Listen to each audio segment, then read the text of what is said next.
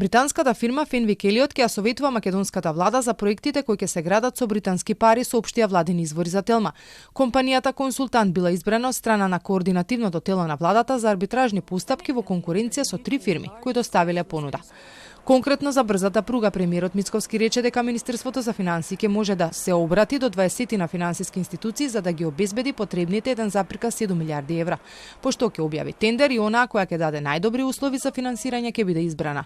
За одлуката со која се задолжи финансии да најде пари за овој проект на својот Facebook соопшти министерот за транспорт Николовски, но не се објави на страницата на владата, каде редовно треба да има информации за тоа што се носи на владините седници. Сепак премиерот уверува дека целиот процес за проектите и за задолжувањето од Обединетото кралство бил транспарентен. Апсолутно е транспарентен начинот на кој што се објавуваат вестите, посебно поврзани со стратешкото партнерство со Велика Британија.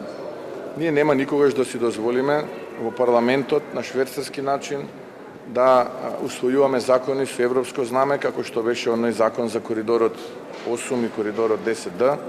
Нема никогаш да си дозволиме на швейцарски начин со европско знаме повторно да поминуваме закони како што беа измените во кривичниот законник. Овој месец треба да се донеси стратегија за реорганизација на железница, односно согласно врските за планот за раст, промени треба да има во надзорните и во управните одбори на предпријатијата. Дали отпочнат и до каде овој процес, Мицковски не откри.